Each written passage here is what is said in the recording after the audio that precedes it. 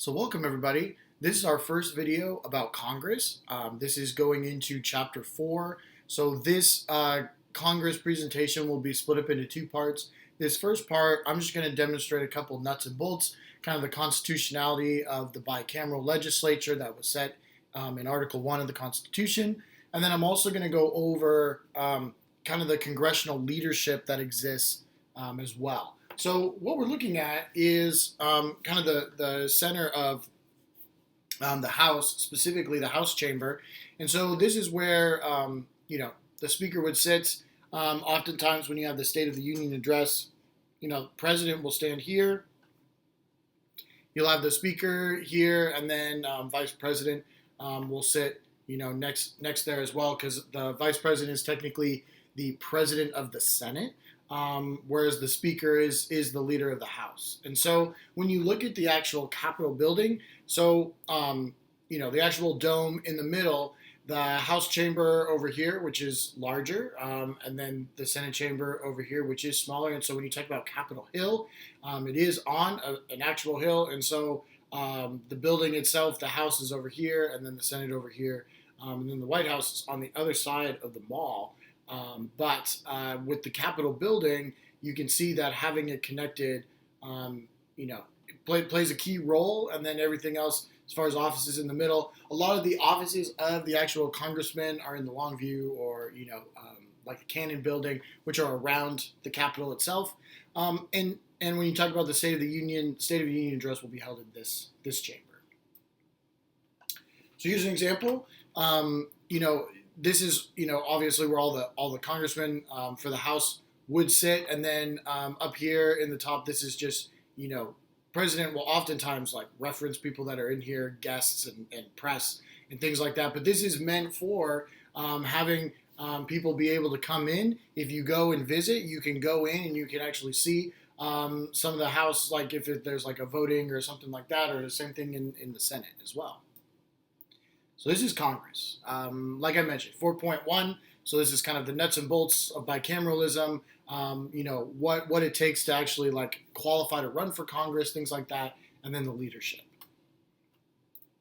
So just like in our neck of the woods, so many of you likely live in the 33rd district. So Ted Lieu is your congressman, Democrat. So serving, has won a couple re-elections now at this point. But you can see kind of the weird shape, right? And is apportioned based on population, but also the lines are drawn by the California State Legislature. We'll get into a little bit later how those lines are drawn also. Some of you guys might live in Brad Sherman's district. And so Brad Sherman's been in Congress for a very long time, also a Democrat, is most of the Valley here. And so, depending on where you might live in Calabasas, you might have Brad Sherman, you might have Ted Lieu. If you live in the Valley, Brad Sherman is likely your congressman as well. You can kind of see like past the 405 is different. And then even if you were to go up into like Ventura County, it is different too. So the actual representatives, members of Congress. So in the House and the Senate combined, you have a total of 535 members. It hasn't always been that amount. And to be honest, we actually apportioned numbers differently. Had we not changed how we apportion the numbers based on population, we might have like 1,000 members of Congress right now. We figured, late 1800s, that was too much. We apportioned differently. And so while it is possible that this number could change, it's more likely that they would take representatives, like House representative members from one state, and wherever the population moves, they may increase their number of seats. But obviously the number of senators isn't going to change unless we change the number of states. So like if Puerto Rico were to become a state, we'd have 102 senators. And based on population, Puerto Rico would likely only have one House of Representative member. So in the House, if you want to run for the House, you need to be 25 years old. You need to be a U.S. citizen for at least 7 years. You don't need to be born in the country, just need to be naturalized and have been naturalized for 7 years. And then in the Senate, you need to be a little bit older. You need to be 30 and have to have been a naturalized citizen for 9 years. If you want to run for president, you have to be 35. But when you talk about a more senior position, and a lot of the, kind of prestige is very much in the Senate. And we'll talk about that as well. And then the other thing is that it's very important that all the members, if you're going to run, you must reside in the state that you're elected from. You don't technically need to reside in the district. But for example, like Mitt Romney, when he was governor of Massachusetts, he resided in Massachusetts. Obviously that's not a congressional position, but when now to connect that, when now he is senator in Utah, it is because he has a residence in Utah that he is eligible to run as a senator from Utah.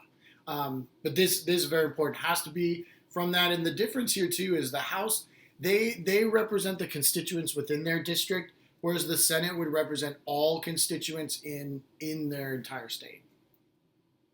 So the job itself, right? You get $174,000, pretty sweet. And then if you serve in Congress for 5 years, you get pension and then lifetime benefits like medical and things like that. So in the House, it's 2-year terms. So you have to win election 3 times, right? So you would serve a total of 6 years. You get those lifetime benefits. And then if you serve in the Senate, you only need to win 1 election because Senate is a 6-year term. And then the other thing is within your office, you are eligible for, federal funds to hire whatever staffers, whatever people in your office, whatever number of speechwriters, personal assistants, whatever it may be. And then you do get your own office as well. And it helps provide like an area to meet, to legislate as far as like working with constituents and things like that.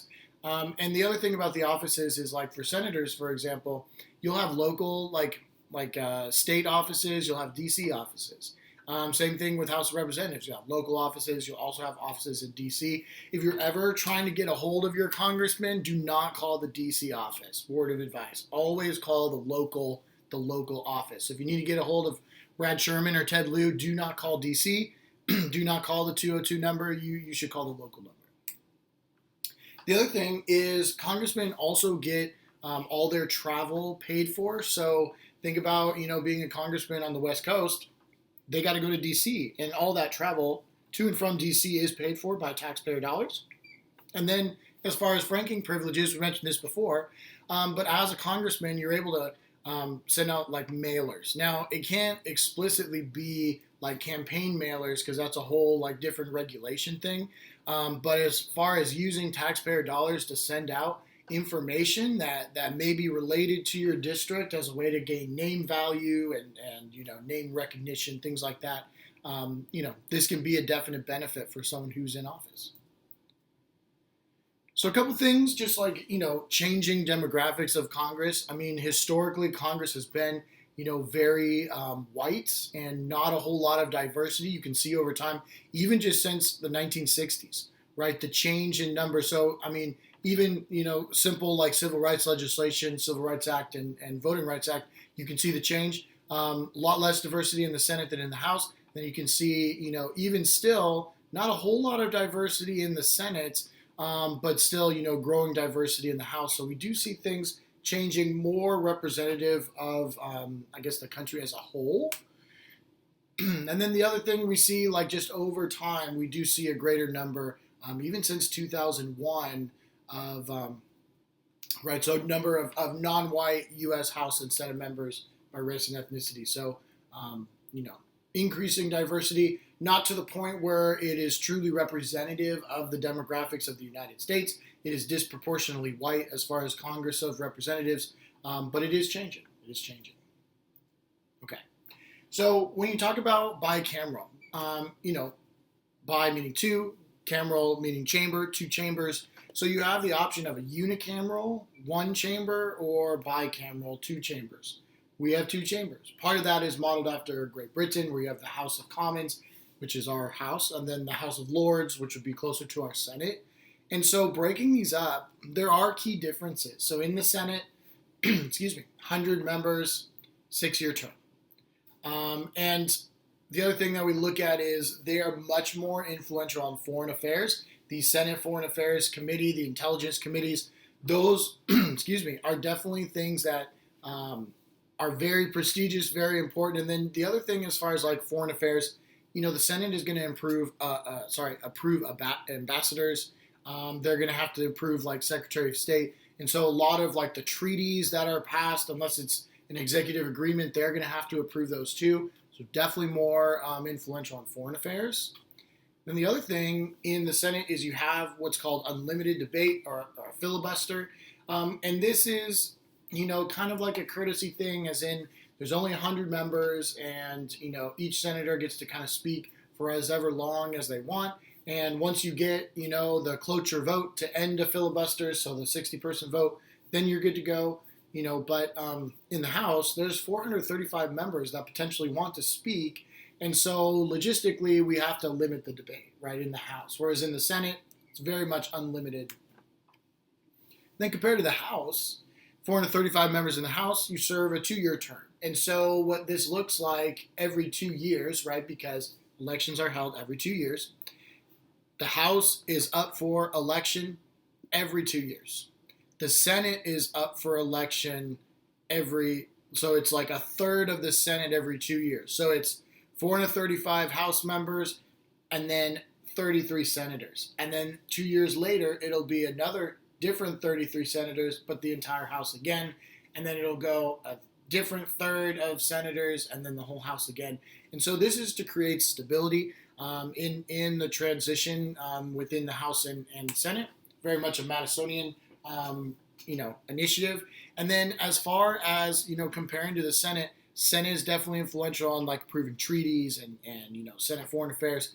The House initiates all the revenue bills. And so part of the role of the Speaker is to work with, the executive branch and, the economic advisors to really create the annual budgets. It is technically the job of the president to present the budget, but it is the House ultimately that will help work on that budget and try and improve that budget as well. So when in doubt, think foreign affairs, think Senate. When you think of budget, revenue, think of the House. And again, while treaties only need to be approved by the Senate, do not need to go through the House. While a budget may start in the House, it still needs to be passed by the Senate. And then the last thing is in the Senate, if you want to take a bill from committee to the full floor of the Senate, that would be the Senate majority's job. In the House, it's the House Rules Committee. So there's a specific committee in the House. They don't pass legislation. That's not their job, right? Just like the Ethics Committee. The Ethics Committee doesn't pass legislation. They just deal with the ethical conduct of congressmen, right? So the House Rules Committee, they will deal specifically with, will this bill go from committee to the full floor? So they are the traffic cop. And that's the best way to think of the House Rules Committee. House Rules Committee, which is a prestigious position, basically your role is to say, okay, this bill looks pretty good from committee. Go ahead, take it to the full floor. This would not waste our time. Or they would say, you know what? You guys have not done enough work in committee. Take it back to committee. And then maybe we'll take it to the full floor. So traffic cop is the best way to look at it. Okay. And limited compared to the Senate. Limited debates, like I mentioned, 435 people. If everyone wants to speak, logistically that's kind of a nightmare. So they have to limit the amount of time. Whereas the Senate, you can talk as long as you want. If someone gets the 60 votes for cloture to end the debate, then that would end the debate. But you can speak as long as you want.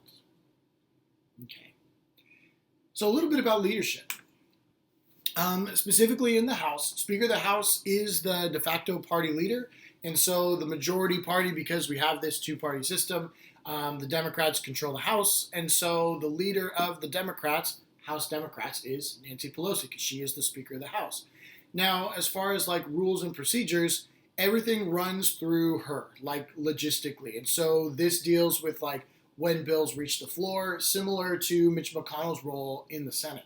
The other thing too is, they'll deal a lot with like hiring of staffers and like dealing with the budget of what congressmen have different staffs and, how much that goes into the cost for travel and things like that. And then the Speaker of the House, one of their most important roles is they pick committee assignments. Every member of Congress is on at least one committee. Many members are on more than one committee. But there is a hierarchy of committees.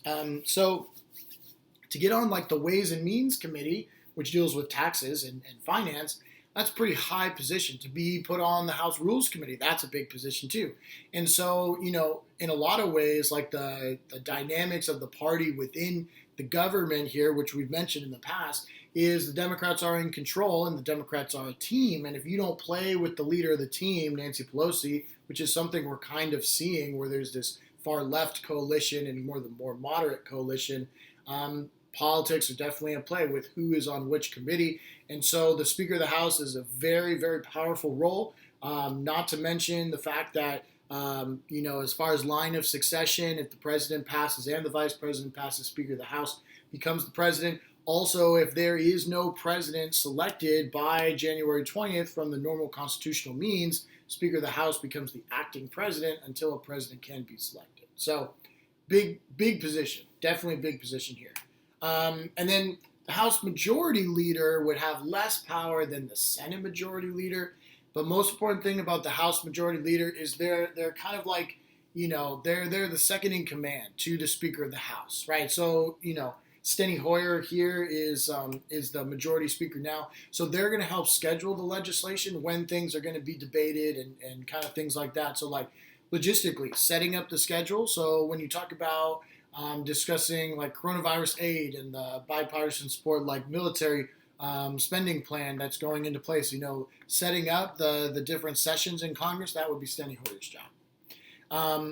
As I mentioned, like second in command, liaison to the speaker, they will work with the party, and then on the other side, like the minority leaders as well, to kind of work together and communicate. And really, I mean, it's kind of like a rank and file. It's like the military. It's a hierarchy in that kind of way.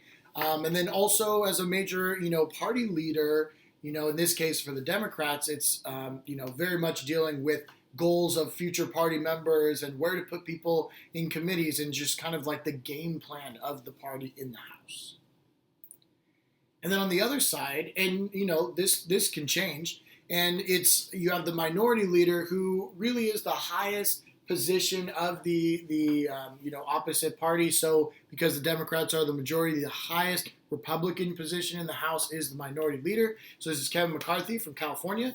And so, as I mentioned, Nancy Pelosi is the leader of the majority party. Kevin McCarthy would be the leader of the minority party, which is Republicans in the House. And so the other thing, too, is when you talk about like negotiating with the schedule and things like that and trying to make sure to advocate for your team, the Republicans in this case, you got to make sure that those come into play as far as like when we're putting things on the floor and how much things are being debated and the planning of that. And then also as far as appointing the minority party's committee assignments, that would be the House Minority Leader. So still a lot of power, and these, flip-flop. So if Republicans win the House, the minority leader would become a Democrat, and it might be Nancy, it might be someone else. But just understand that the two parties here, this is kind of a de facto system, but, really we're looking at how to best organize something as immense as the House. So going to the other side of Capitol Hill. So we got the Senate. And understand that leadership in the Senate, there is this constitutional power. And one of the few pretty powerful constitutional powers that the vice president has, which is the vice president is known as the president of the Senate. And so when presiding, most times Mike Pence has other stuff to do. So he likely won't be there. But as far as casting the tie, this is the most important role as the vice president is if there's a 50-50 tie, they're going to be the tiebreaker. And I think, when you look at this, 2020 runoff or 2021 runoff, I should say, in Georgia, at best case scenario, Democrats would have a 50-50 split, and then, Kamala Harris would be that deciding tie-breaking vote, but, very razor thin. Now understand that Mike Pence has, is very busy as the vice president, and so most often Mike Pence will not reside over the Senate. Most often the person who will serve as like chair in the Senate committee when they're voting, when they're debating, because Mike Pence can't be there as sort of a proxy, is this president pro tempore. The president pro tempore's name is Chuck Grassley, senator from Iowa, and, to be pro tempore is a big deal, right? And so it's like you've been in the party for a while, and it's a big position within the Senate. But they're the chair, they're the guy with the gavel in the front, like running, debate and saying, okay, it's your turn, and, things like that. Okay. So these are these two positions. So President of the Senate, aka Vice President, President pro tempore, they're really like the stand-in chair because the Vice President has other things to do. Now, the most powerful position in the Senate, although the Vice President is the President of the Senate, the most power resides in being the Senate Majority Leader. And so Senate Majority Leader is very similar to Speaker of the House. Similar role, but because there's no Rules Committee in the Senate, it's entirely up to the Senate Majority Leader what reaches the floor and what does not reach the floor. And so when you talk about Mitch McConnell's role as Senate Majority Leader, it is his job to decide as the gatekeeper what makes it to debate, what does not. Also figures out, for staffing and travel, and then the other thing too is he will decide the committee assignment.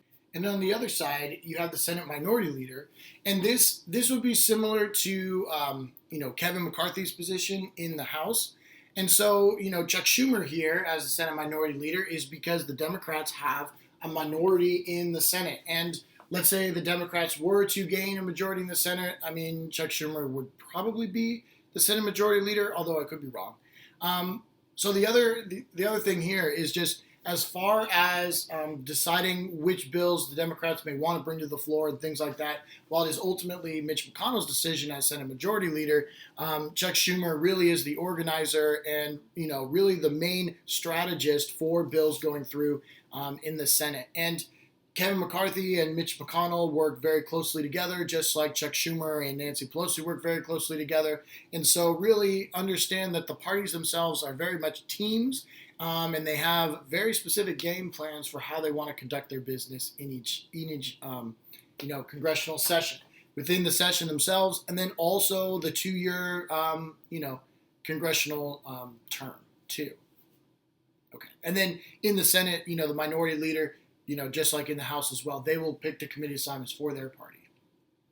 And then last kind of role, you don't need to know the names of these individuals, but as far as congressional leadership, you have the role of the whip.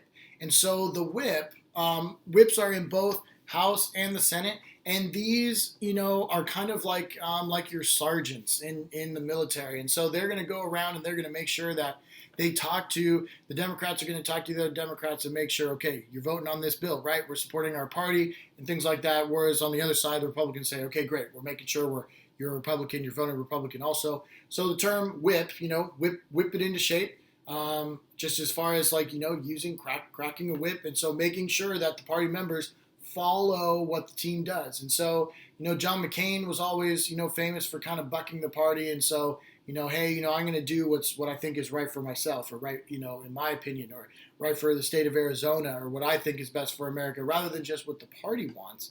But the whip, in large part, is trying to prevent that from happening. And then the last thing too is just, like I mentioned, just making sure loyalty. And so let's say you don't remain loyal to the party. This can play a factor in the future as far as, better committee assignments, potential shot at leadership, and things like that. So there is something to be said about following the party in a lot of ways as far as being influential in Congress itself. Okay, so we'll get into more of the actual policy itself next time. We'll talk about the Rules Committee and all of that fun stuff. But as of this point, you do need to know a couple of the leaders. You need to know, Speaker. You need to know House Majority, House Minority. You need to know Senate Majority, Senate Minority. You need to know, President pro tempore, and then President of the Senate. You do not need to know the whips.